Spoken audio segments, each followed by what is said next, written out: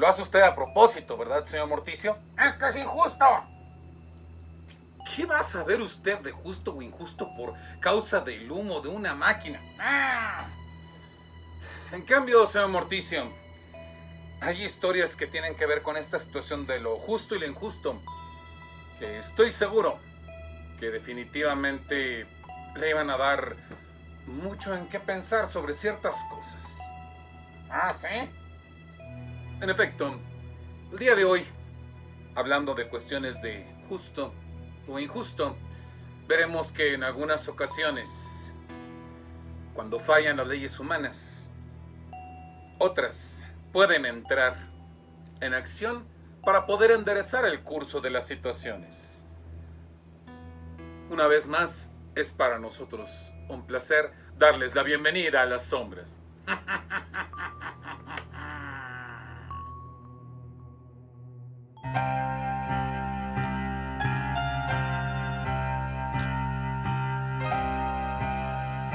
Una de las grandes polémicas humanas tiene que ver con los procesos judiciales. No faltará persona alguna que se queje de que en un juicio no se resolvió una causa de manera justa. Ello sería una paradoja sumamente incomprensible, puesto que el cuerpo de las leyes de un órgano destinado a la impartición de la justicia está integrado por las experiencias, normas y cálculos de posibilidades que deben conducir a la toma de una decisión correcta en torno a una cuestión sobre la que hay que resolver, al final, quién es inocente y quién es culpable en un hecho criminal. Se supone que las leyes han sido hechas para que se garantice la justicia en estos casos. En muchas ocasiones, las quejas en torno a este asunto provienen de un cambio de posición. Muchas veces se queja una persona a quien le ha tocado ser víctima o agraviada en algún caso, pero no hace lo mismo si se ve beneficiada por el sistema judicial en un caso donde ella es la responsable o presunta culpable. Puede suceder que no necesariamente esté implicado en la situación, pero que critique la forma en que algo se ha resuelto. Quizás a esta clase pertenecemos muchos de nosotros, quienes observamos los casos judiciales desde una sana distancia que nos permite ejercer la crítica. Ello no es malo, puesto que siempre es sano razonar sobre estas situaciones. La cosa cambia cuando tomamos partido a ultranza y sin escuchar argumentos por una causa. Perdemos objetividad y sentido. Sin embargo, nada de lo anterior obsta para considerar una situación que se repite demasiado, para desgracia nuestra. Me refiero a las personas que hacen uso de las normas establecidas por una instancia judicial para salirse con la suya. Dicha muestra de corrupción, la cual achacamos al sistema, en realidad no es culpa de dicho sistema, sino de las personas que emplean los medios para pervertir las condiciones de ese sistema. Es cómodo hablar desde la distancia sobre un sistema, pero no reparamos que nosotros formamos parte de él con nuestra actitud. En esos casos, es posible que por causa de las malas obras de alguien que abusa y se aprovecha de ello, eventualmente reciba las consecuencias de sus actos. Y según cuentan algunos, no tienen que ser necesariamente los humanos quienes le administren su condena.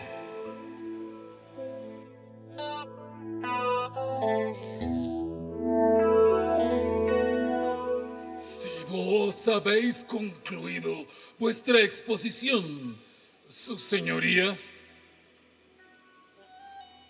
Por el momento sí, Excelencia.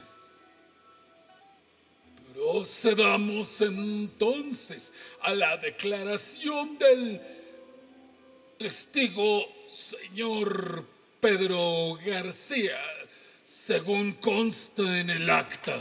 Quien hablaba así era el oidor, que eran esta suerte de jueces durante la época del virreinato, que en ese momento dirigía la sesión. El fiscal, quien había terminado su exposición no hace mucho, seguía atentamente los gestos del testigo.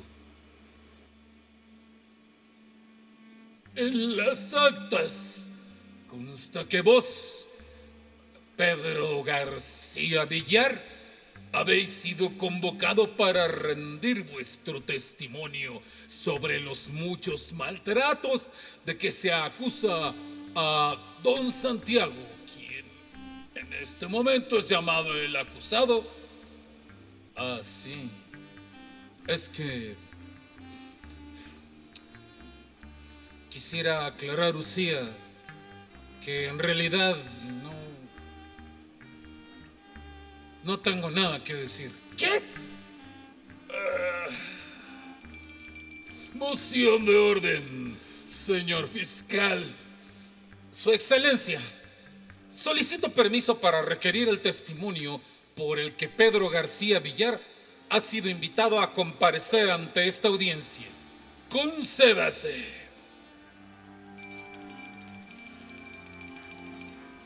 El fiscal, recogiendo la túnica enérgicamente para evitar tropezarse con ella al incorporarse y para descargar en parte el disgusto ante la cínica declaración del testigo, fulminó con la mirada a Pedro García. Pedro García Villar, con quien hablé el día 24 del presente mes y año, vos accedisteis al llamado a esta audiencia con el fin de proporcionar a los distinguidos oidores un relato completo de diversos usos y abusos debidos al acusado. Así es. Sin embargo, es un hecho que acabáis de declarar ante esta audiencia que no tenéis nada que aportar al respecto. Tales, ¿puedo preguntar cuál es la razón que os lleva a contradeciros en vuestros dichos anteriores? Ello es, Usía, por causa de que me di cuenta que no recuerdo ningún hecho de violencia hacia mí por parte de don Santiago. Y, sin embargo, vos habéis comentado que tuvisteis conocimiento de que don Santiago os comentó que tuvierais a bien deshaceros de ciertas prendas, las que vos notasteis que estaban manchadas de sangre. Y cuando vos inquiristeis sobre la razón de ello, el dicho acusado, aquí presente, don Santiago, dijo, y cito, que se había deshecho del estorbo que representaba Antonio, y que vos supusisteis que el Antonio a quien se refería estaba prometido a la hija del regidor. Es que ese es el asunto. No recuerdo si me dijo eso o solo si dijo que se había deshecho de algo. Y sí, la ropa estaba manchada, pero viendo la gravedad de este asunto, no puedo jurar que se tratara de sangre. Es posible que me haya equivocado. Caballero, supongo que vos sabéis a qué huele la sangre. Supongo. Y creo que bien podéis distinguir el aroma en unas prendas. En este momento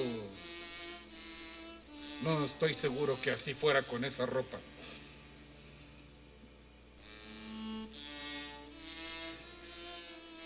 ¿Dónde se encuentran actualmente esas prendas? No lo recuerdo.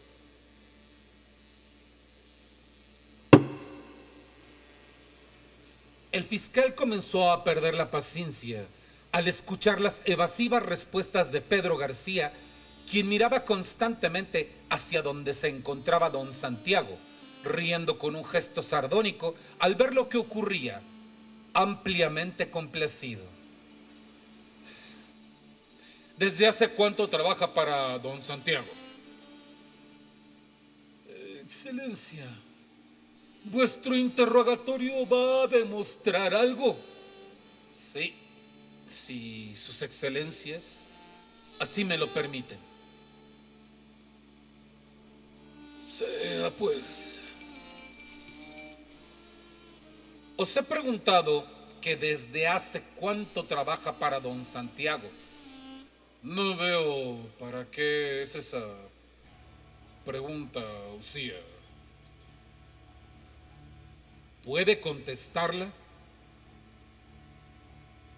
Sí, pero hacedlo.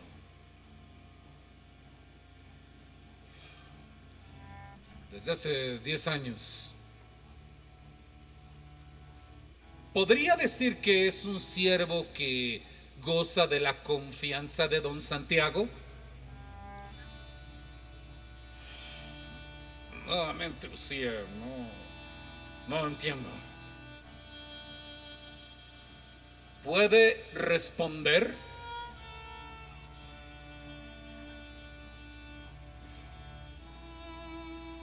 Sí, podría decirse.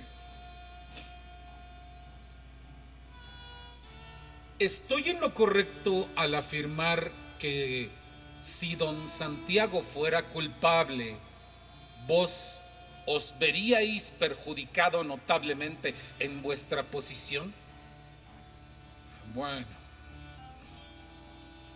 pienso que sí, eso sería razonable. Tanto como para encubrir a don Santiago. Excelencia, perdón la interrupción. ¿Intentáis fincar vuestro caso en una suposición? Sus excelencias, me parece que consta en los documentos que tuve a bien traer ante vosotros para avalar el testimonio de mi testigo que había un dicho que vino ahora a negar. Me parece que al menos es posible dar a entender que existen buenas razones para suponer que este hombre, Pedro García Villar, pudo haber sido amenazado o comprado para evitar rendir su dicho ante esta audiencia. En tal caso, tendríamos que tomar en cuenta el pasado de don Santiago, quien como hombre de posición ha tenido en cuenta sus deberes piadosos y ha favorecido enormemente a la Santa Madre Iglesia. ¿Es esto acaso de una persona cuya honra está en entredicho? La cuestión era dura. Si rebatía ese argumento, sin duda los oidores se le echarían encima. Al parecer, para la audiencia era impensable creer que en realidad cualquier persona, creyente o no, podía beneficiar a la iglesia.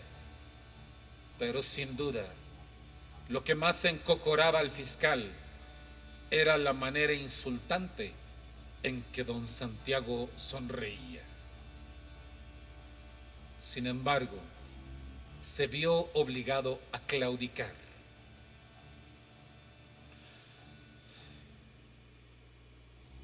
Vos tenés razón. Muchas gracias, excelencias. Pedro García Villar, estáis excusado. Sus excelencias. Tenéis nuestra venia. Que así sea.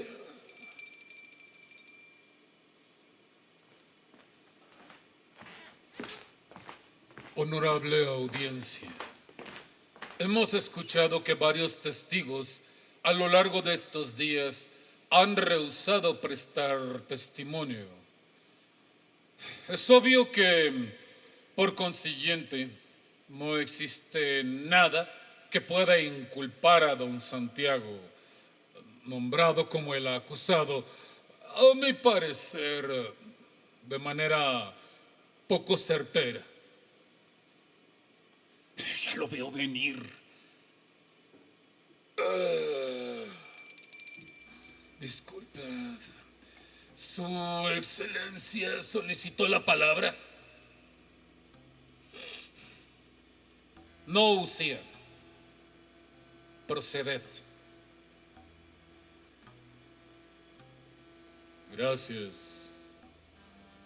Por consiguiente, decía yo, solicito que los cargos que se han hecho contra don Santiago queden sin efecto. De ello puede colegirse que al no haber demostraciones de cargos, ni cargo alguno, que pueda concederse la libertad a don Santiago.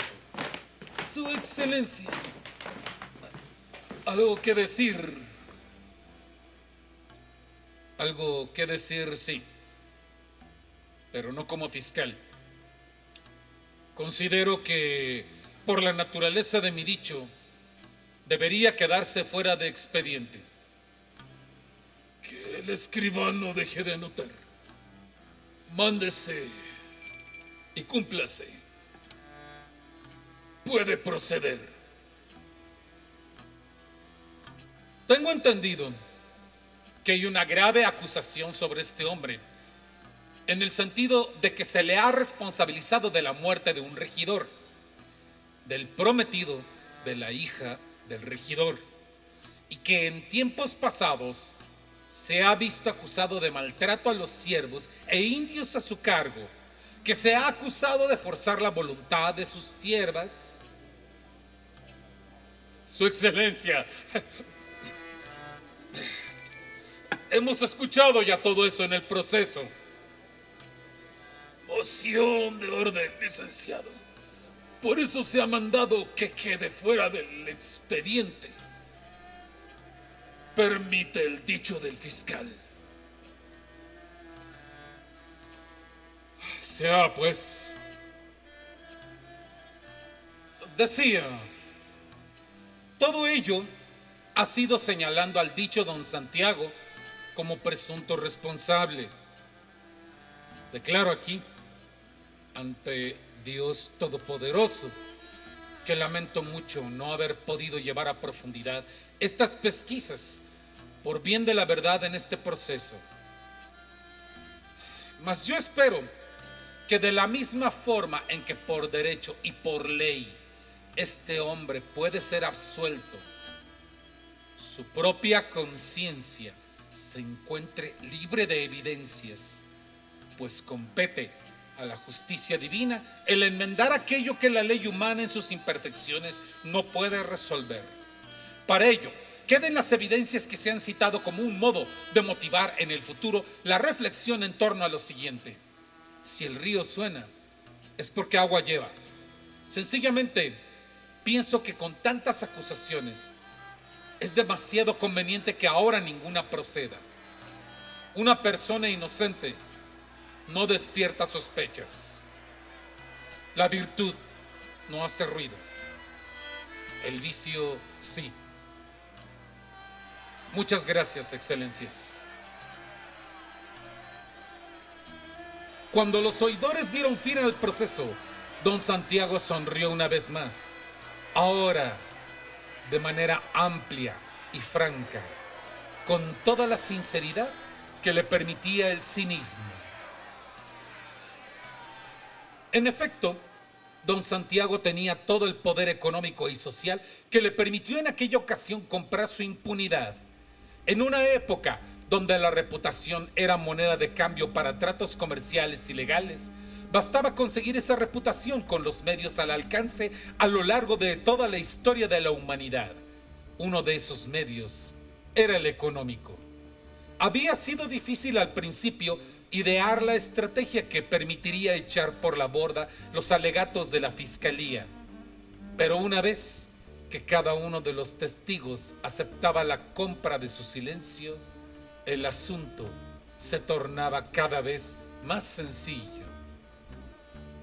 Don Santiago se permitió en aquellas noches posteriores a su absolución dedicarse a la francachela y a la bebida, al vicio y la disipación. Hasta altas horas de la madrugada se bebía, se bailaba y se saciaban todas las exigencias carnales que don Santiago tenía.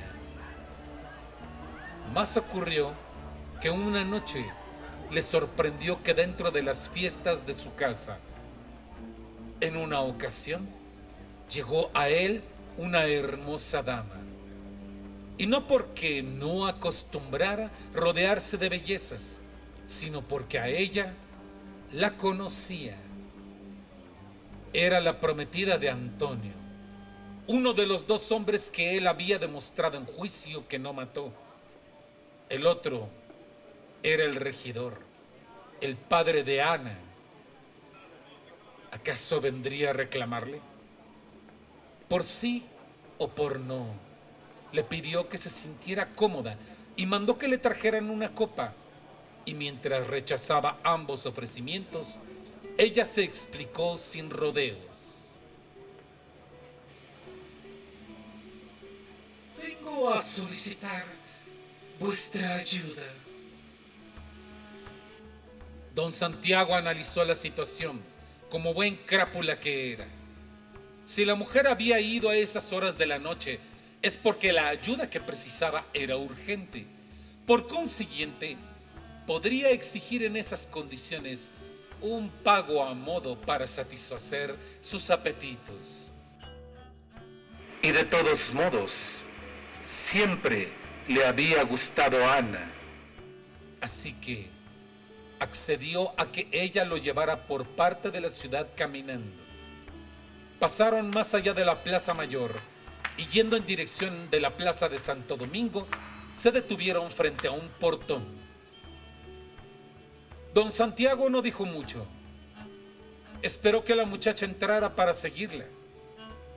Hubiera deseado ver en algún momento su rostro, pero quizás por el riguroso luto que llevaba no había querido descubrirse y el velo no permitía ver claramente sus rasgos.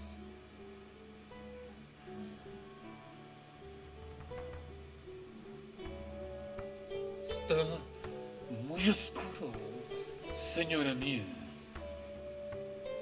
Muda, se limitó a encender una vela y entonces don Santiago comprendió que no estaba ahí para que Ana le debiera una merced que él pensaba cobrarse muy cara con la honra de la chica. La luz de la vela iluminó rostros espectrales, ausentes y blancos, contraídos en muecas dolientes unas y de furia algunas. Una súbita sensación de frío en la espalda y de súbita taquicardia lo hicieron retroceder.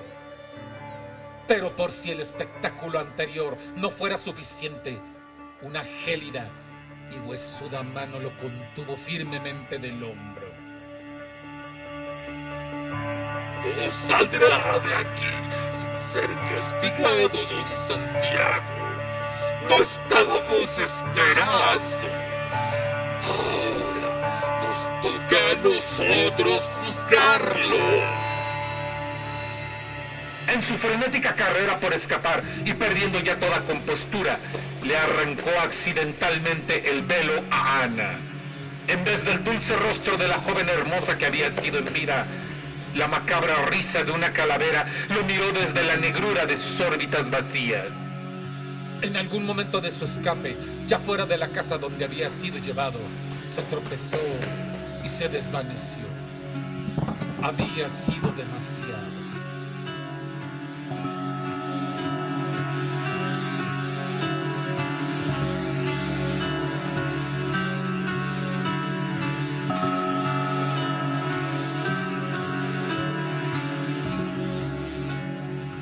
No fue, sin embargo, el fin de las desdichas de don Santiago.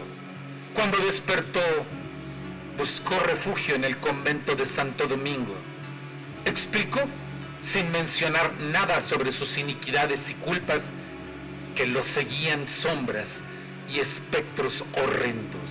Mientras los sacerdotes decidían qué hacer con él, y por ser persona de importancia e influencia, accedieron a refugiarlo ahí, ya que consideraban que ahí estaría libre de la oscura influencia de los seres de sombra. No fue así. Noche tras noche acudieron a visitarlo, a susurrarle que esperaban juzgarlo y cobrar justicia por su mano. Tales visiones terminaron por desquiciarlo y hacerle pegar alaridos todas las noches. Los frailes ya habían decidido que tendrían que recluirlo en una de esas instituciones donde los sacerdotes atendían a personas como él. Para tener la discreción necesaria debido a su importancia, eligieron hacerlo de noche. Pero de modo inexplicable, cuando lo trasladaban, 4 sombras se pusieron en el camino de los sacerdotes franciscanos que llevaban sujeto a don Santiago. El sobresalto hizo que los padres lo soltaran y este huyó y gritando fue a refugiarse al callejón conocido como Salsipuedes.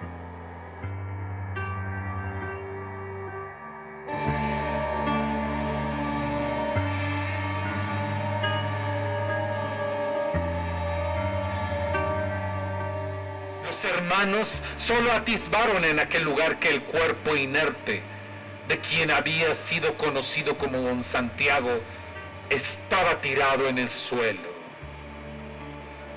Y para más horror de los religiosos, las sombras volvieron a manifestarse. Fue demasiado para ellos y huyeron de ahí. Como última muestra de los poderes sobrenaturales que hicieron justicia, y colgando de un balcón, apareció la cabeza de don Santiago. Quien supo de estos eventos tiene en cuenta que muy probablemente todo se trató de una venganza orquestada con tal teatralidad que finalmente terminó por quebrar la sanidad mental de don Santiago y después sencillamente fue ejecutado. Quizás la misma Ana había instruido a gente allegada a ella o incluso a los supervivientes ofendidos por don Santiago, quien creía ver en sus alucinaciones a los hombres y mujeres ofendidos por él. Parece una buena explicación natural, quizás mucho menos dramática y mucho más creíble que pensar que un jurado de sombras había determinado justicia de este modo desde el más allá. Sin embargo, no creo haber mencionado que Ana murió poco después de que su padre falleciera en un accidente provocado por los esbirros de don Santiago, lo cual es como para pensárselo un rato.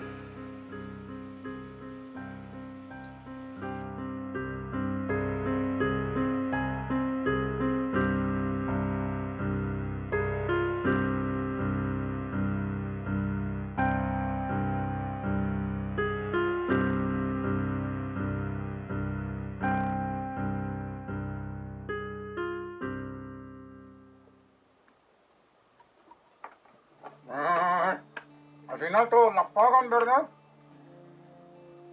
Que más quisiéramos que siempre fuera así. Sin embargo, es de recordarse que independientemente de las situaciones, por llamarlas de algún modo sobrenaturales, que puedan presentarse, al final todos nosotros somos responsables de las consecuencias de nuestros actos. Y estas consecuencias se acabarán manifestando de un modo u otro. Y no porque haya una ley divina, sino porque así suele suceder por obra natural de las cosas que hacemos. Sin embargo, no nos compete a nosotros hacer esta discusión. Sabemos que en casa todos ustedes podrán tener una muy inteligente opinión al respecto y nosotros simplemente dejamos el relato para que ustedes lo puedan reflexionar, lo puedan comentar en casa y lo puedan razonar de la manera que consideren ustedes pertinente. Nosotros nos compete únicamente poner el relato tal como hemos dicho y, por supuesto, una vez que lo hemos hecho, retirarnos. No sin antes recordarles que si es la primera vez que pasan por este canal y les gusta el trabajo que hemos presentado, obsequienos un like, regálenos su suscripción, activen las notificaciones, que se dice que son acciones muy efectivas en contra de la oscura leyenda del algoritmo. Ah, Por supuesto también, para que ustedes estén más en contacto con este universo de las leyendas del cuervo, les recomendamos la página de Facebook, cuyo vínculo van a encontrar en la descripción, en donde van a hallar los previos de los nuevos videos. Van a encontrar también invitaciones a ver videos anteriores. Es posible que haya algún tipo de relato que ya hemos tratado en el canal y que ustedes no hayan visto antes. Los invitamos a que vean estos videos y por supuesto los videos de el señor Morticio. ajá. El señor Morticio, todos los fines de semana, los sábados, domingos y lunes, nos presenta un video en el cual trata acerca de algún tipo de temas. Este fin de semana le correspondió a algún tipo de apariciones latinoamericanas, algunas extrañísimas como la del tío en Bolivia y otras que son relativamente familiares como la de la Sayona. Asimismo también permítasenos invitarles, ya que si les agradó el tema del día de hoy, a que ustedes conozcan estos videos que vamos a dejar aquí en tarjetita, donde ya hemos hablado de algunos espíritus que vuelven para poder cobrar venganza o justicia de algún modo. Ah, Y eso sería todo por nuestra parte. Los invitamos a que el próximo martes nosotros podamos tener una vez más el placer de darles la bienvenida a las sombras.